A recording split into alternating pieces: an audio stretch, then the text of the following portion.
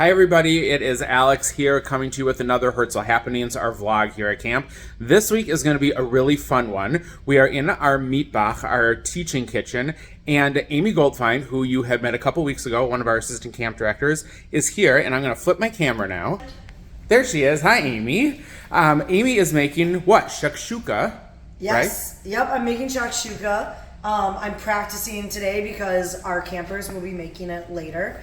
Our Mitbach masters, because right now we're in specialty week, which is pretty awesome. And so I'm just testing it out, making sure I know everything that's going to be happening, so when they get in here, they're ready to go. And so I kind of know what shakshuka is, but that doesn't mean everybody listening and watching does. What is shakshuka?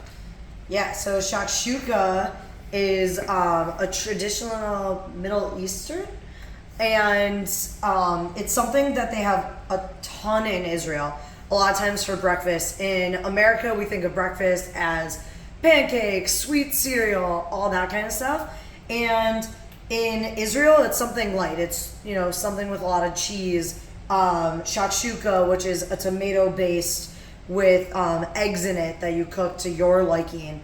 And then you eat it with pita and feta and all of that, and it comes together. It's delicious. Super. So what's in the pot already? What do we have here? Yeah, so we started by slicing our onions nice and thin. We also sliced red peppers nice and thin, and we first cooked those down. Nice and slow, got them caramelized and going. Then we added our peppers in, and now what you're seeing in here is some parsley, some cilantro, and our tomatoes. And all of this will kind of stew together, and then we'll soon add the eggs. Super. And so I know you're testing this before the campers come in, like you mentioned. What do campers think in general about shakshuka? It seems like every time they're in here, the kids love trying new things, both making the new things and tasting them. Yeah, for sure. I have been so impressed with these Mitbach masters. They have come in and I've thrown all these recipes. Yesterday, we actually made a green shakshuka, which is completely different than this tomato-based one. We use leeks, we use green onion, we use all these different ingredients, and they were like sitting over the pan and smelling it and be like, oh my God, this smells so good. So to watch them try all this new stuff and to not even hesitate before doing it, or if they don't like it, they still are making it and watching their friends eat it, and just like they're so proud of what they're creating. So it is, I think this is one of those great places that they get to smell it as it comes together, and then they want to try it in the end. It's so fun to see this because I think oftentimes people think all that comes out of here is challah and cookies, and there's so much more. I know you said that later, either today or tomorrow, you said they're going to be making potato knishes, which I'm hoping I get to sneak a bite of. What are some of the other things that you guys either have made or you're still planning on? Yeah, so what we've really focused on in Mitbach Masters, but also in Hugim, we're trying to elevate everything. So when it comes to Mitbach Masters, we started off learning knife skills. So the first day they made a potato hash and some fruit salad, and they learned how to crack eggs. So we start with the small, the basics. They learn how to do that, and then we kind of build on those skills. Then we went in and they made cookies, and we're making our own chipwiches. So a little play on what they get to eat on Saturday nights at camp. They get to make their own and try that out. We've made our take on sufganiyot, which we just make a cake donut and make a nice sauce for it and go with that.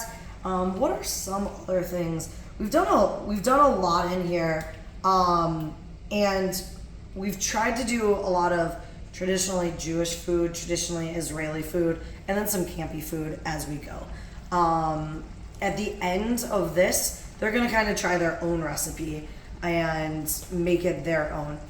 Super fun. And I know you talk a lot about Mitbach Masters, which is our specialty camp for those who are doing the kitchen piece, but there's the other campers also get a chance to come here. There's Hugim. They come in either as for rotations, like with Taste and Noar. They come in at Sreef time, right? So everybody really at some point gets to come in here. Yeah, this is a place at camp that all of our campers like, and they all really, we try to get as many campers in here as possible. So if it's a Sreef time, which is a cabin activity, They'll come as their cabin. We do something a little bit different than what we would do in here. Not as much chopping because we're not going to go over all those skills. But they get to make ice cream in a bag. They may make, we've made crepes in here or blintzes, and kind of evolve it with that. Our tasters we love to get in here, and they have been making ice cream. They've made cookies. They've made, what else? A whole bunch of different things. Super fun. All right, here goes the egg, it looks like. I'm gonna add an egg in. Add another. There's the famous crack.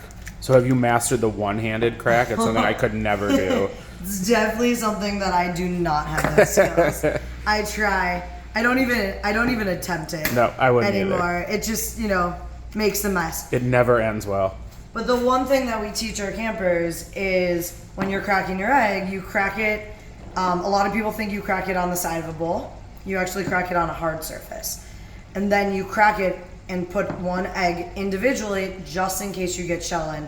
And it's something that our campers don't always realize, that if you put a whole bunch of eggs in a bowl and you get a shell in, it's a lot harder to get that out. But if you start with one at a time, it works really well. What's fun listening to you say those kind of things is they're not just learning to make things, they're learning about being in a kitchen, about the appropriate way to handle food and the different items. I think that's really cool things that you're teaching. Yeah, and I want them to come home and want to cook with their parents and want to bring all the recipes that they've done here and show their parents what they made, and how excited they were to make that together. So I think cooking is a huge part of Judaism, and to get to show them the traditions that they get excited for, and hopefully next holiday they're going to be cooking right along with you. Love it. All right, how are we doing there? We're coming. We're cooking. We're cooking. And then what is in this? Is that part of the shakshuka? Yeah, so in yesterday's shakshuka, they made some crispy garlic to put on top of it, and some of our campers really loved that, so we're going to make it again. Nice. Just add a whole different level. I love it. We'll add some feta, crumple that up, that on. And who doesn't love cheese, right? It's always good to add a little bit of cheese. And how long does this take in total, including your preparation time? I imagine the prep is the longer part than the actual cooking, but how long does it take? Yeah, so with prep, they're going to cut all their vegetables themselves as we walk around and watch how they're doing it. So they're just being safe with the knife. In total, because you really want shakshuka to simmer and really let those flavors come together, it's probably going to take about an hour and 15 minutes of the class. But one really, really important thing that comes with cooking is cleaning. So within this kitchen, we have our sinks back here. We have an awesome dishwasher, which we got last year, and it has changed the game. And they run all of it. They clean the dishes, they put the dishes in, they dry the dishes, and they put everything away themselves. So just as important as cooking, we always want to leave time for cleaning. So about an hour and 15 minutes to clean it, and then it usually takes us to the end of the hug to clean, and then we like to eat all together. And friends who are not in this kitchen right now, I'm really sorry about that because it smells amazing in here. So I wish there was like scratch and sniff vision, so you could sniff your TVs or your phones or however you're watching this, but it smells really delicious. Yeah. Take a look. Yes. We'll cover it. We'll let those eggs finish cooking.